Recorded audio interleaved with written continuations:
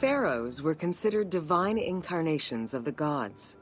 As an avatar of the gods living on Earth, the pharaoh's role was to preserve fundamental values and universal harmony by removing chaos, Izfet, and ensure that justice, Mot, prevailed. The pharaoh, by divine ancestry and through multiple offerings, was the bond that unites the world of men to the world of the gods and allows the maintenance of the cosmic order.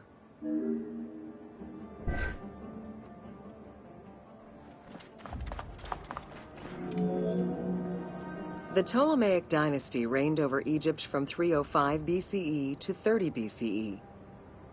The dynasty was called the Ptolemies of the Lagids, in recognition of the founder of the dynasty, Ptolemy Lagos, a Greek general and close friend of Alexander the Great. While Macedonian, Ptolemy Lagos understood that to be accepted by the Egyptian people, he would have to adopt their traditions. Upon assuming the title of pharaoh, he changed his name to Ptolemy I Soter, meaning savior.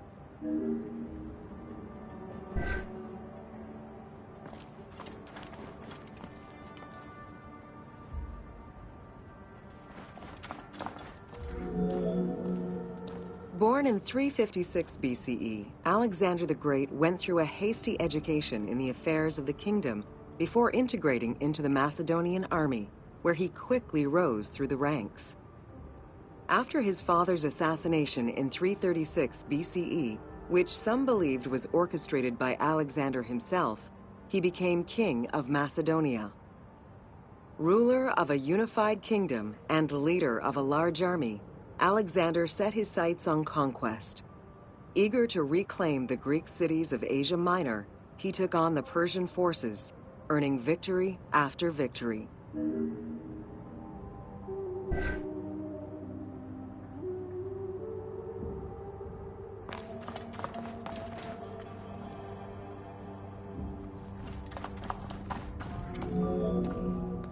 Ever victorious, Alexander the Great marched on, laying siege to city after city until he reached Egypt, where the Persians were defeated yet again. Viewed as a liberator by the Egyptian people, Alexander decided to become pharaoh in due form. He traveled to Thebes to make a sacrifice to Apis, then went to the oasis of Siwa, where he was proclaimed son of Amun. Officially pharaoh of Egypt, Alexander spent much of the winter there, and founded that being pharaoh allowed Alexander to spread propaganda to prepare further conquests. He resumed his military campaigns in 331 BCE.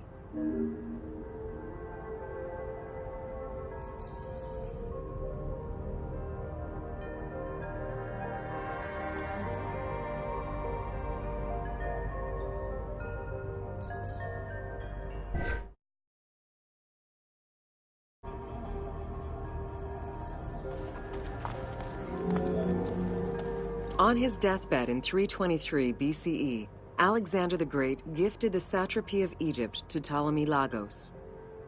Perfectly aware of the value of Egypt, Ptolemy ensured not only the stability of the country's borders, but also its economic and military development. At the same time, he worked with the Egyptian elite to maintain the internal order of the country. By 305 BCE, Ptolemy, well respected both in Egypt and in the Mediterranean, was at the head of the largest fleet of the Hellenistic world. Ptolemy officially took the title of Pharaoh of Egypt in January 304 BCE, on the anniversary of Alexander the Great's death.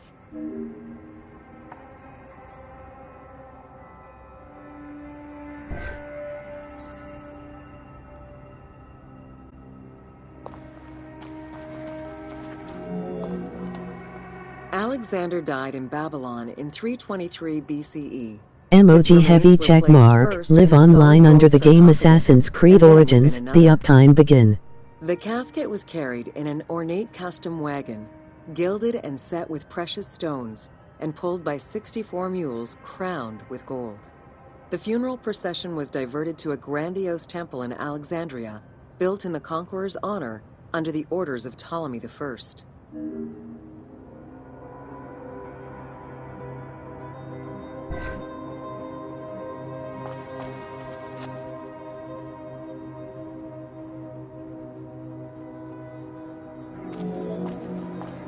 Julius Caesar visited Alexander's tomb at the capture of Alexandria, and the Roman Emperor Augustus reportedly placed flowers there. However, though many powerful leaders claim to have visited it, the tomb's location has gone missing from history. Some accounts do state that the golden coffin was replaced by a glass sarcophagus, probably by Ptolemy X. It is also implied that Cleopatra may have plundered the tomb in a time of financial crisis.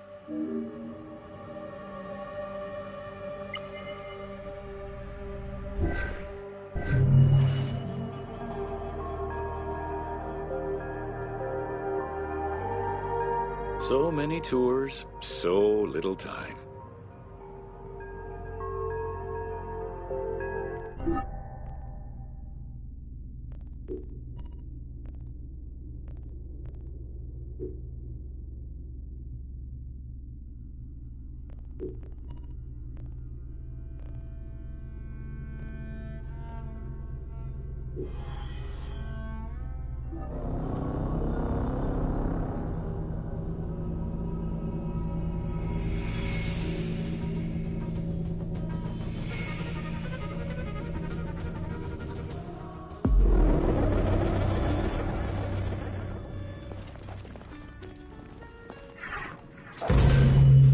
Welcome to Cleopatra, Queen of Egypt.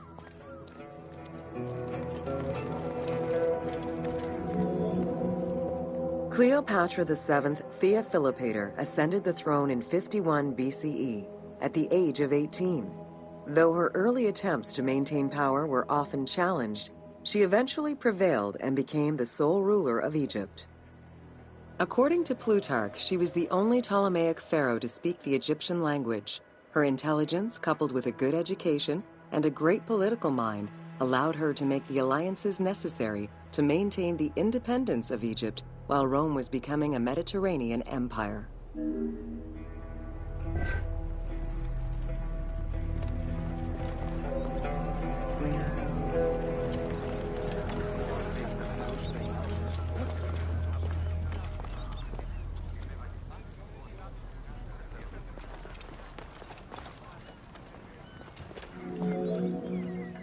It is important to understand that Cleopatra's knowledge of Egyptian language and keen understanding of the culture allowed her to make powerful ideological reference that resonated with ancient Egyptians.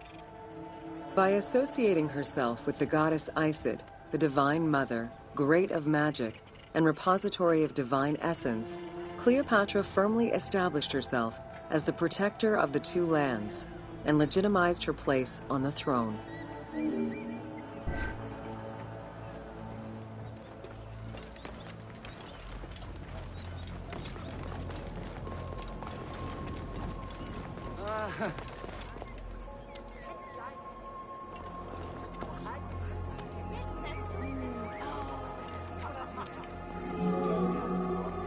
Upon his death in 51 BCE, Ptolemy XII Aulus bequeathed his kingdom to his daughter and eldest son, Cleopatra VII and Ptolemy XIII. As was custom, the siblings were married. The new pharaoh was 10 years old, his sister wife 17. The early years of their reign were not easy. Between 50 and 48 BCE, droughts and floods aggravated Egypt's problems. General Achilles and the royal advisor Pothinos kept intervening in the young ruler's political decisions, and eventually colluded to turn Ptolemy XIII against Cleopatra. By 48 BCE, Cleopatra was in exile.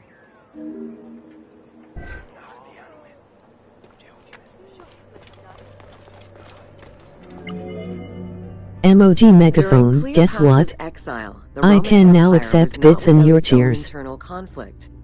Caesar and Pompey were at war with one another, and after his defeat in 48 BCE, Pompey fled to Alexandria in the hope of finding refuge. This turned out to be an unwise decision. Listening to his advisors, Ptolemy XIII elected to have Pompey assassinated, his head kept as a gift, in the hopes of acquiring Caesar's favor. This gambit backfired. Instead of earning approval, the murder of a Roman greatly angered.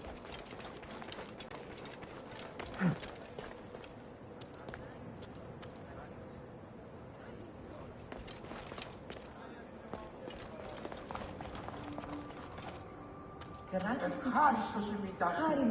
Ευλογείται Θεή.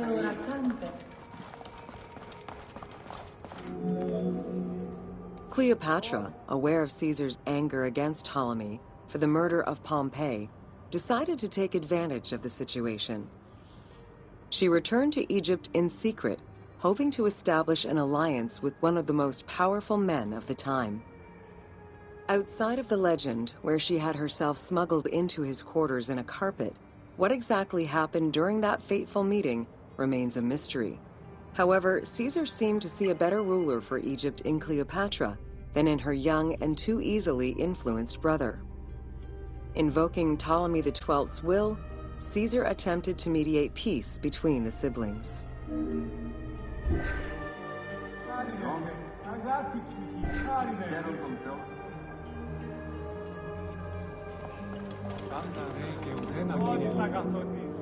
Ptolemy XIII was enraged by the turn of events, and his advisors were none too happy to see Cleopatra return.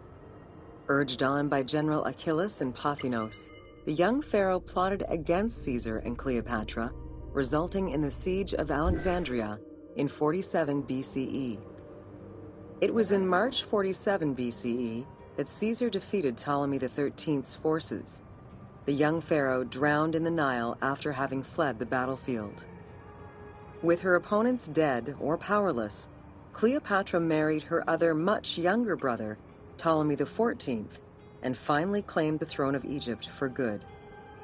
The end of the Alexandrian War also cemented the romantic and political alliance between Cleopatra and Caesar.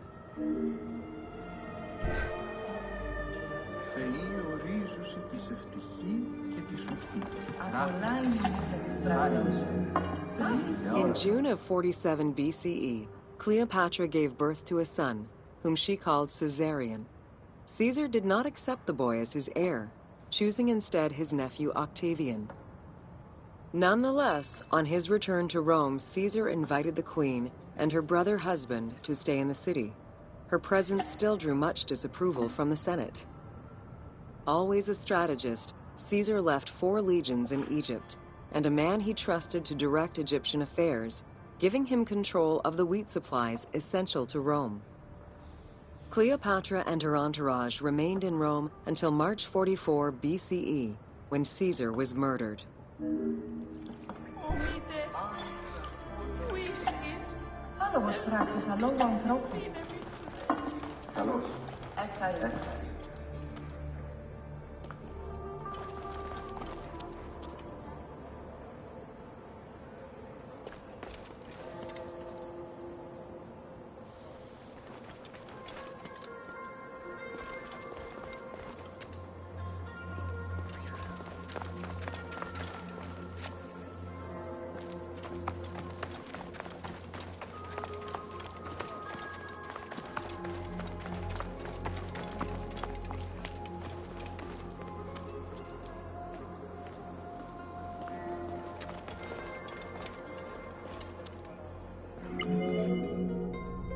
Caesar's most faithful ally, Mark Antony, often visited the Queen of Egypt during his stay in Rome. Unlike most, he recognized the legitimacy of Caesarion, the natural son of Caesar. Antony knew he would need the riches of Egypt in order to fight Octavian and claim the Roman Empire. Cleopatra, in return, saw a powerful ally. In the winter of 41 BCE, she arranged a sumptuous tour of Egypt by boat to show Antony the wealth of her country and the power she held as its ruler. A romantic and political relationship followed. The Roman Senate was once again most displeased. To calm spirits in Rome, Antony married Octavia, sister of Octavian.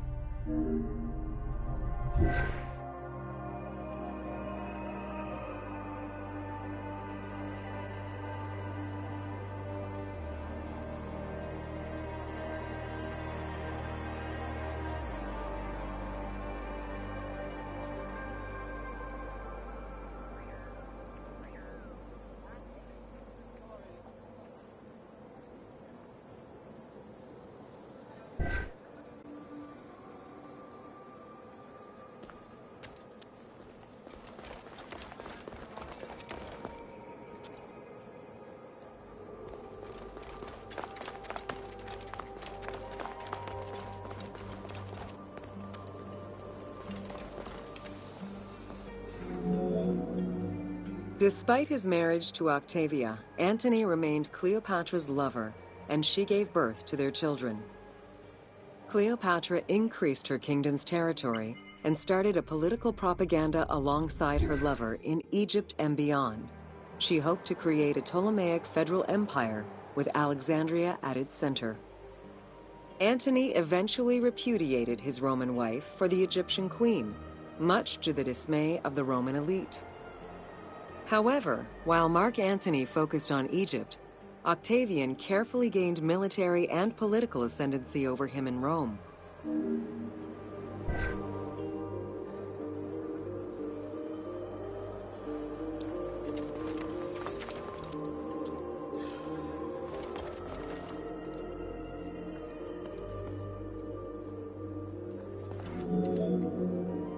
Octavian managed his own propaganda campaign and succeeded. The Roman people hated Mark Antony and Cleopatra. To avoid the censure still inherent in attacking a fellow Roman, Octavian simply declared war against Egypt.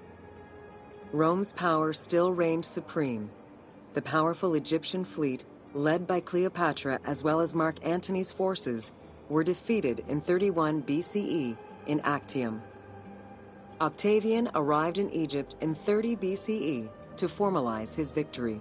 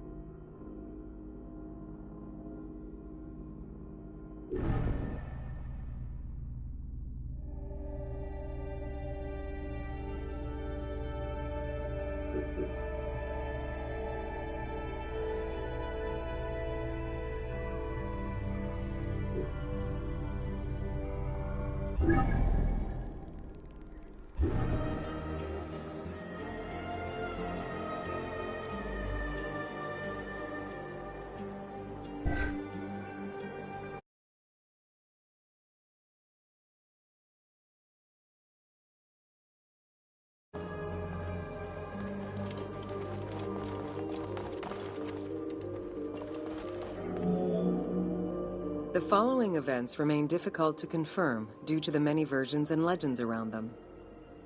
It is believed that after hearing a rumor about Cleopatra's suicide, Mark Antony committed suicide himself. He was brought to the Queen as he slowly passed away. Knowing that Octavian would have her chained and paraded through Rome in defeat, Cleopatra planned her own suicide. She most likely killed herself with arsenic, though admittedly, the version where she uses an asp to deliver a fatal bite may be considered more dramatic. What happened to the body of Cleopatra is still a mystery.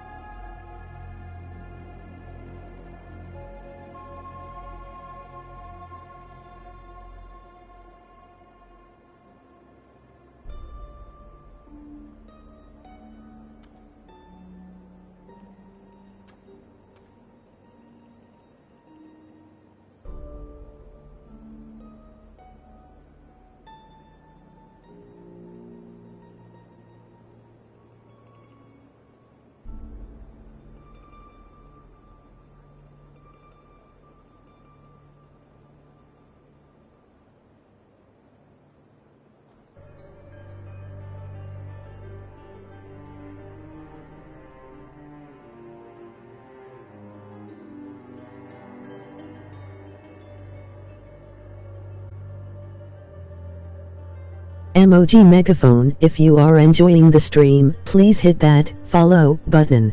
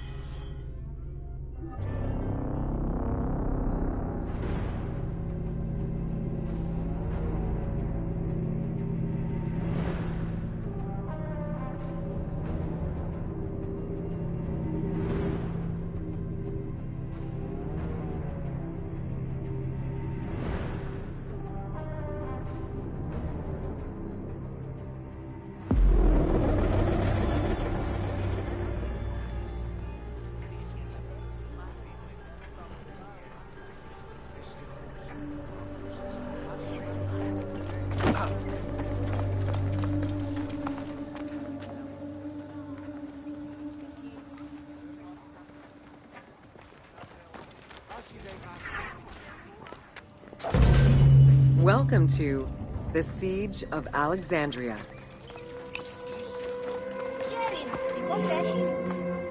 Among the collection of writings attributed to Julius Caesar are his descriptions of the Siege of Alexandria, the Gallic Wars, and the commentaries on the Civil War. These archives contain information on different campaigns, the wars of Alexandria, Africa, and Spain. Each of them recounts Caesar's military activity from 58 BCE to 45 BCE.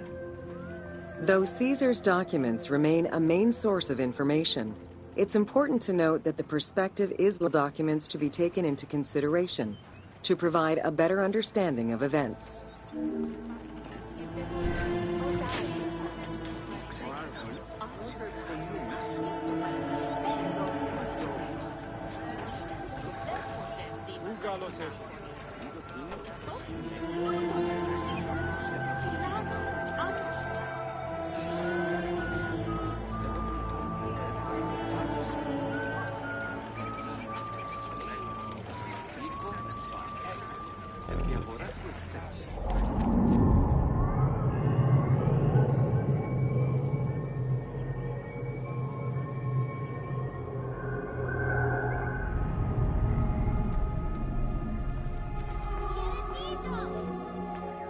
The Siege of Alexandria closely relays the events of the Civil War that led up to the event and describes how Caesar was besieged in the palace of the Ptolemies. Other ancient authors have left equally valuable and sometimes contradictory information.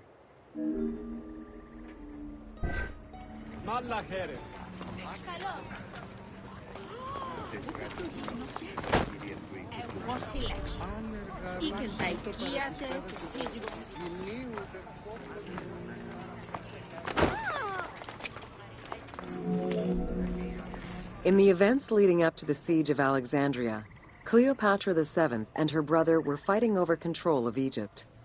Young King Ptolemy XIII's regent, Pothinus, had firm control over the young pharaoh, and an outmaneuvered Cleopatra soon went into hiding. This set the stage for Pompey's arrival in Alexandria. Having lost his battle against Caesar in 48 BCE, the Roman general turned to his allies, the Egyptians, for safe harbor.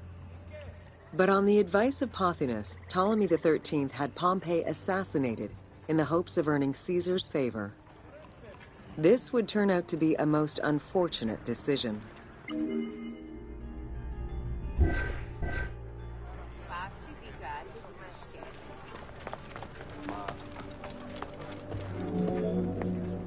Upon his arrival in Alexandria, Caesar was presented with Pompey's head. The sight of a Roman murdered by Egyptians did not sit well with him. Caesar made his displeasure clear, ordering the return of Cleopatra, and for the siblings to resolve their differences and resume their co-rule of Egypt, as per the will of their father. Neither Pothinus nor Ptolemy XIII wished to accede to this demand. While doing his best to aggravate Caesar, Pothinus secretly plotted against the Roman ruler and sent word for Egyptian general Achilles to bring his 20,000 men to fight on his behalf.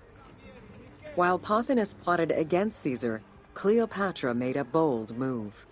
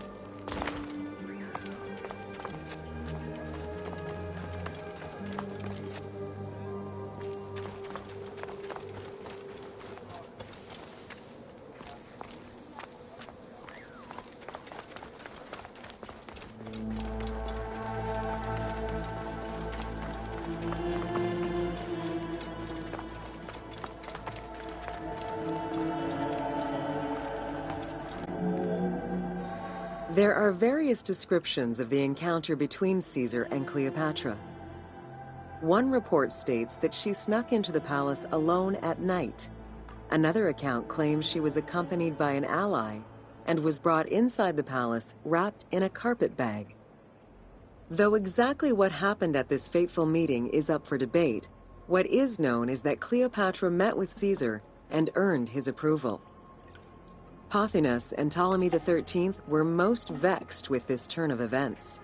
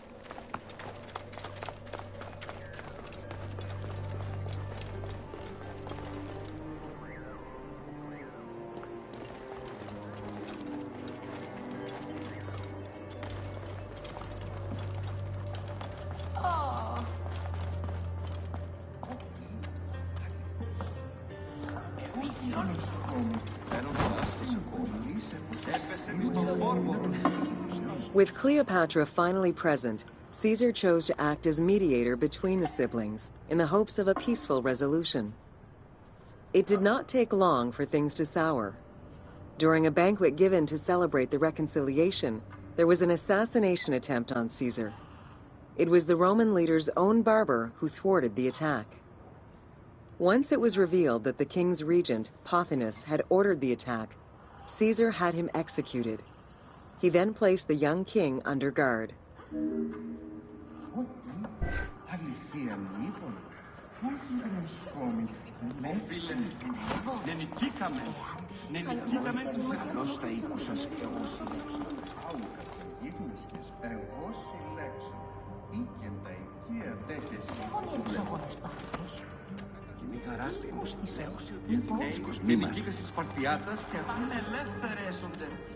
Ζήτω οι πόλεις μας!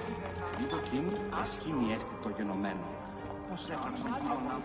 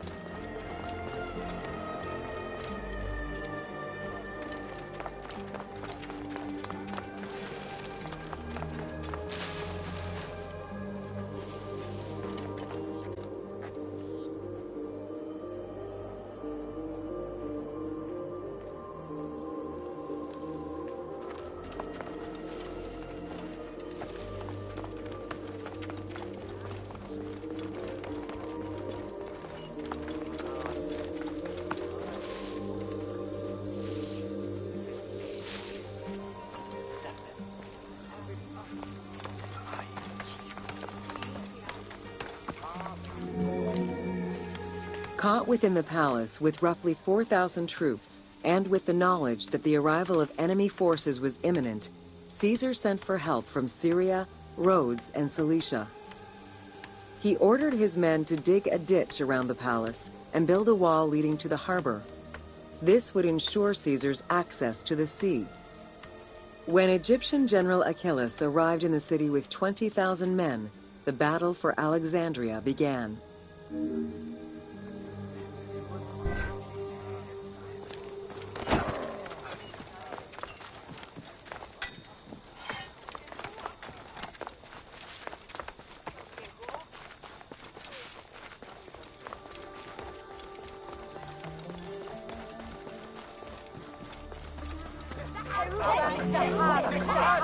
With so few men at his disposal, Caesar could not risk a battle just yet.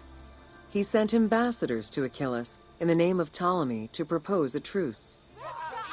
Knowing that the orders did not come from the young king, and angered by the pharaoh's imprisonment, Achillas had the messengers assassinated. With Caesar confined within the palace, Achillas positioned his troops around the city. Skirmishes broke out throughout the streets of Alexandria and went on for several days and nights. Though they were outnumbered, Caesar's men were able to hold the enemy back. This prompted Achillas's next move: capture the Roman fleet stationed in the harbor.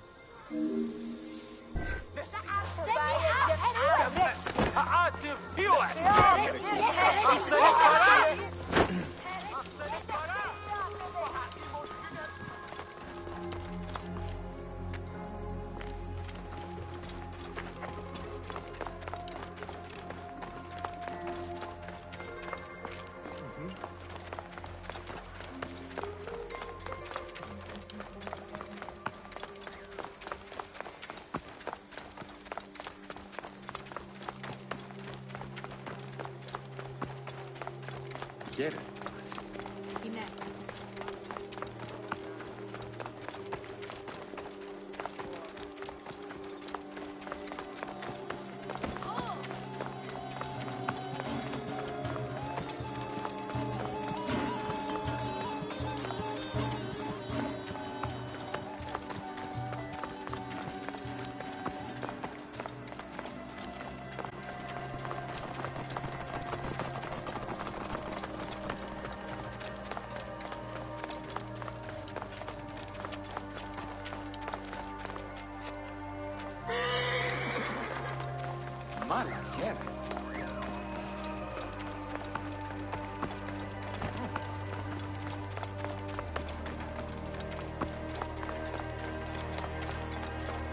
MOG Megaphone, list of this channel's commands. FB. IG. Although the Follow. palace offered protection, Media. losing the port Rules. meant the end of help and Tips. supplies. Twitter. Caesar knew he had to It. protect the fleet. While he and his troops succeeded in regaining control of the port, he knew it would be impossible to sustain. Caesar ordered the burning of the ships. With passage back to the palace closed off, he headed for the lighthouse of Alexandria.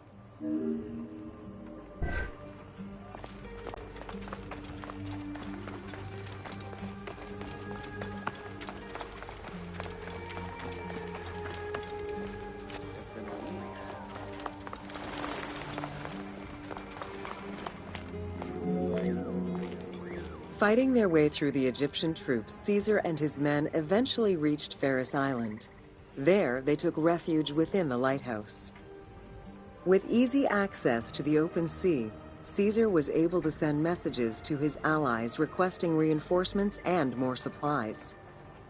The island fort also allowed him to control access to the harbor by relying on the chains used by the Egyptians to control ship traffic to and from Alexandria's docks.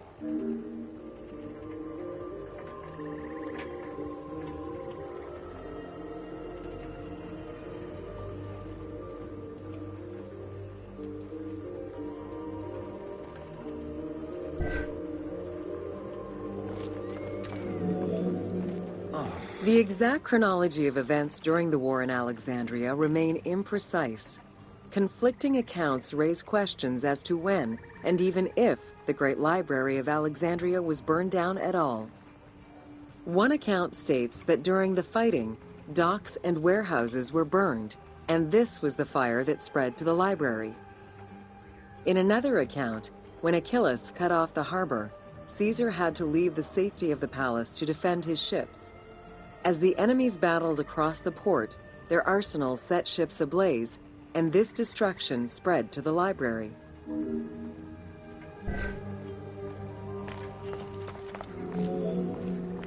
In either case, the Great Library was not completely destroyed. Experts point out that its location was too far from the harbor, and much later texts refer to the Great Library as being intact. Warehouses near the harbor contained manuscript copies awaiting export, and it is more likely that these documents were destroyed than the Great Library itself.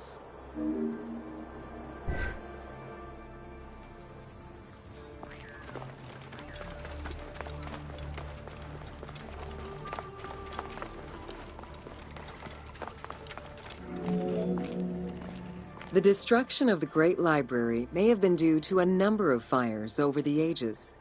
Its end was probably closer to the 4th century CE, when the Christian Emperor Theodosius I ordered the closure of all pagan temples.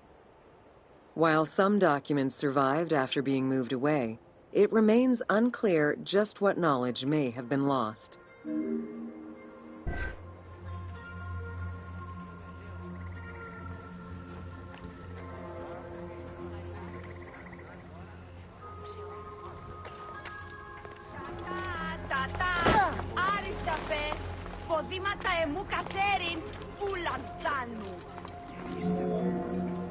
Where there are accounts of Achilles being in control of the battle against Caesar, it appears that instead Cleopatra's sister, siding with her brother, had him killed and put her ally Ganymedes in his place.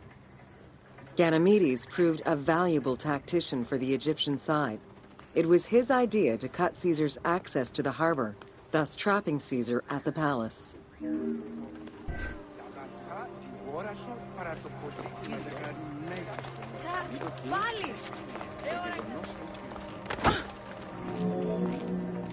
During the time of Ptolemy I, canals had been dug throughout Alexandria to provide fresh water.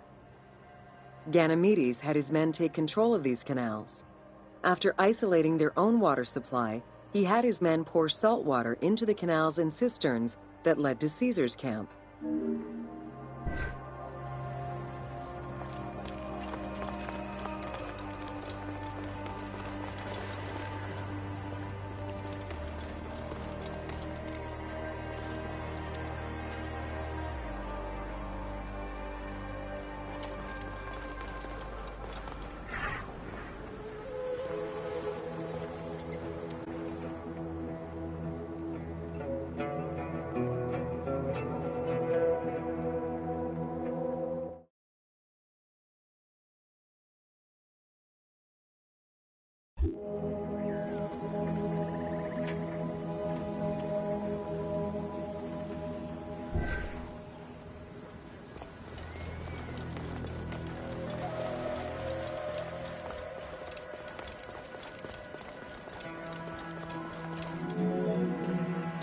Panic erupted in Caesar's men.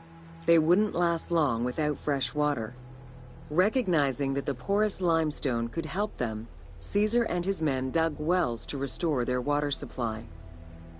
Days later, the 37th Legion, comprised of Pompey's soldiers, arrived by ship, unable to come ashore due to the peninsula, Cape Chersonese.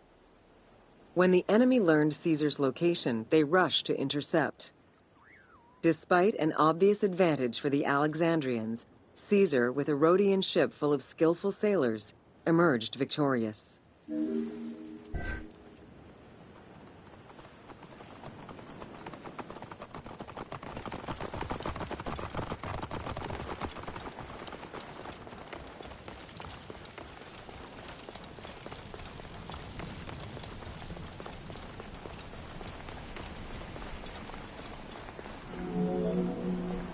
With help from the Allied ships, Caesar's victory enabled him to push the Egyptians back and secure the lighthouse. Gaining control of Pharos Island sent the Alexandrians into the sea and swimming back to the city. However, Caesar's fortification of the island didn't last long. The enemy regrouped and were set to storm the island. Panic-stricken, in spite of Caesar's encouragement, many of his men then fled their posts, either by ship or jumping into the sea.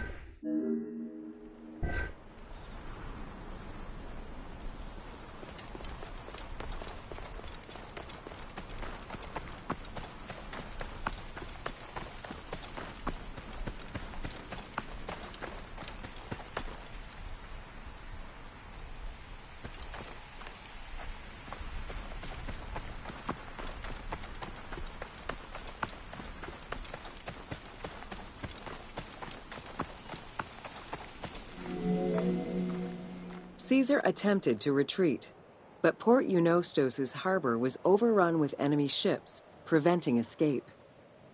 Reportedly, Caesar gathered his papers and leapt overboard in an attempt to swim to an Allied ship farther out. Historian Cassius Dio claimed that Caesar would have drowned if he hadn't been able to remove his purple garment. Still, he managed to swim the distance and survive. The Alexandrians recovered the cloak and used it as a trophy to commemorate the Roman debacle.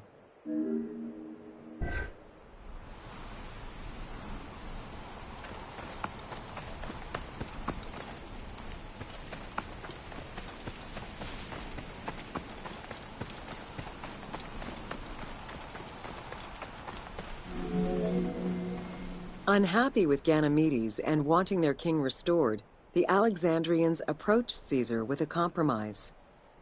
Caesar agreed to release Ptolemy XIII after entreating him to spare the kingdom and remain loyal to Rome. Once freed, however, the king defied the agreement and continued the war.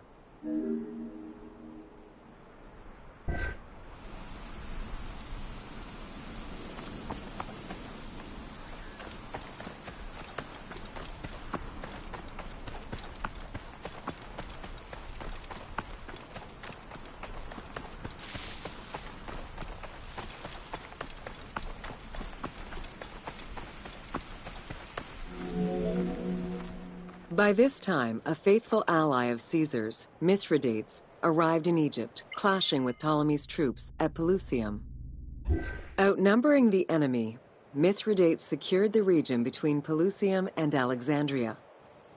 Ptolemy, warned of Caesar's ally marching on Alexandria, sent his troops to prevent passage over the river.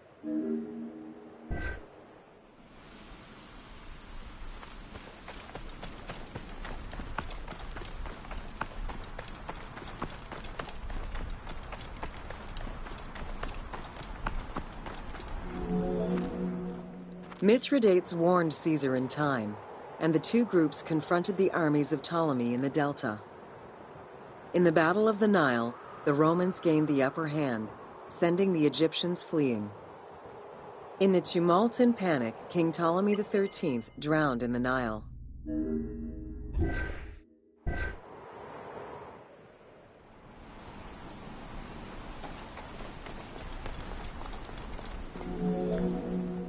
After the siege ended, Cleopatra VII married her younger brother, Ptolemy XIV, enabling her to reign over Egypt until 30 BCE. Under her rule, Alexandria settled into its position within the Roman Empire and eventually surpassed Athens as one of the most important cities in the Roman Empire. Julius Caesar remained in Egypt for a short time. He and Cleopatra would later have a son named Caesarion.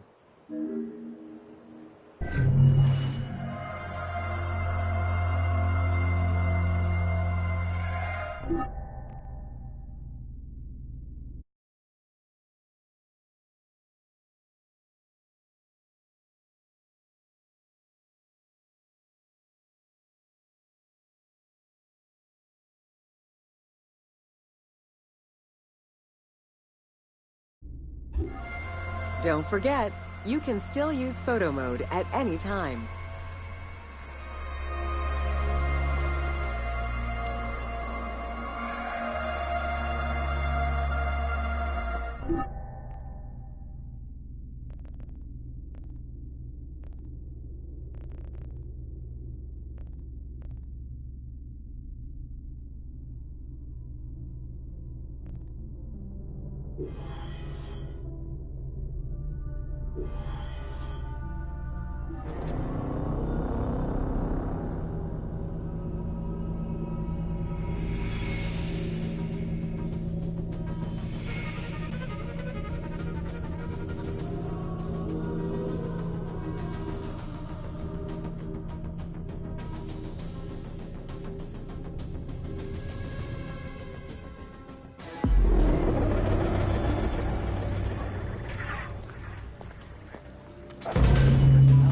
Welcome to Education in Alexandria.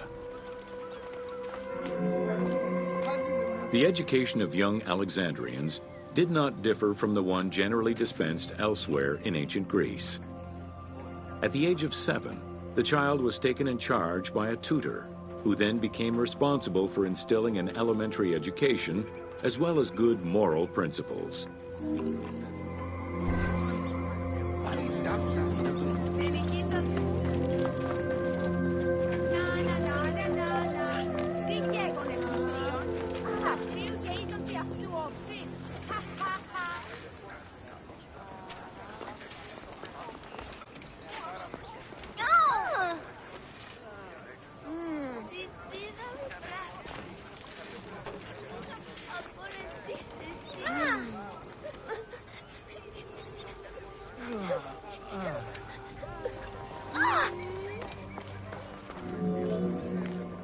Teaching was generally done outside, in the open air.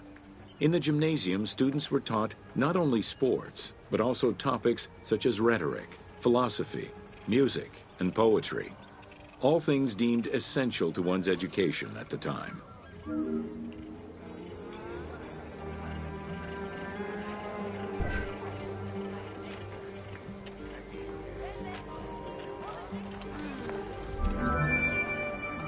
Here, both girls and boys are shown attending a class given by one of the rhetoricians of the era.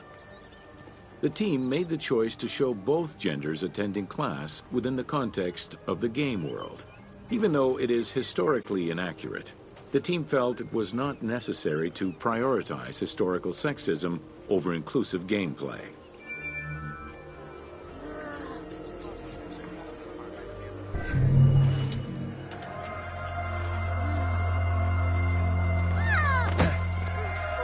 Three things are necessary when exploring Egypt: water, a good camera, and an omnipresent voice coming from nowhere.